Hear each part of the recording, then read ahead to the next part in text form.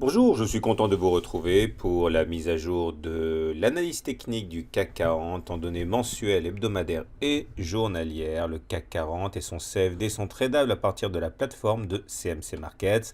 Petite précaution d'usage, comme il se doit, ce n'est qu'une analyse technique et pas une incitation à acheter ou à vendre. C'est à vous de vous faire une opinion, mais l'analyse technique peut vous aider à trouver les points d'entrée et de sortie pertinents.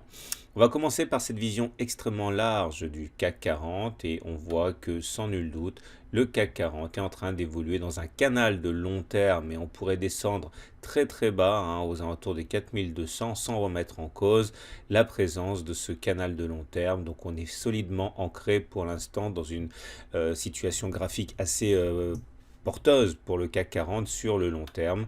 Et si on descend d'une unité de temps et qu'on passe en unité de temps de moyen terme avec l'unité de temps hebdomadaire, on voit que la tendance est également haussière. On le voit au fait que la moyenne mobile à 30 semaines, eh bien, elle est montante. Et tant que les cours sont au-dessus d'une moyenne mobile à 30 semaines qui monte, on dit qu'on est en tendance haussière. C'est confirmé par l'autre critère qui est celui des pics et des creux, comme vous pouvez le voir. Les pics sont montants, les creux sont montants. Donc, on est toujours en tendance haussière au regard de cet indicateur.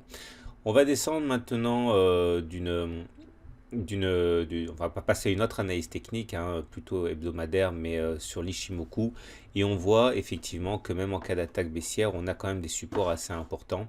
On a cette zone ici, en pointillé, qui est un support important et qui correspond à des plats de courbe. Là, vous voyez, le plat de la Tenkan, le plat de la Kijun, le plat de la SSA, etc., etc. Toutes ces courbes font un plat et on dit que lorsque les courbes de l'Ichimoku font un plat, et bien dans le prolongement, on a un support. Donc on a un support très fort aux alentours des 4700, 4750. Et pour l'instant, nous sommes en train de travailler le support précédent qui est la Tenkan ici, comme vous pouvez le voir. Et lorsque la Tenkan est sollicitée, elle peut jouer un rôle de support. Elle a joué un rôle de support lors des 2 dernières semaines. On va voir si cette semaine, cette attaque est elle aussi neutralisée par la Tenkan ou si elle va être cassée. Vous l'aurez compris, on a d'autres supports sur lesquels compter.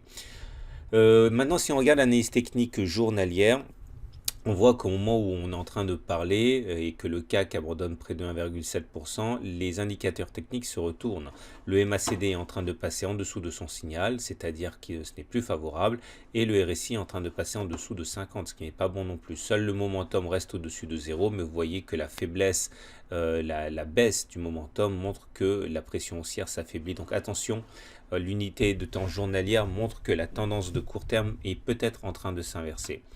On va terminer avec une analyse purement graphique du CAC 40, toujours en unité de temps journalière de court terme. On voit bien cette zone de résistance ici qui nous a beaucoup embêté et qui est donc à l'origine des difficultés qu'on rencontre actuellement.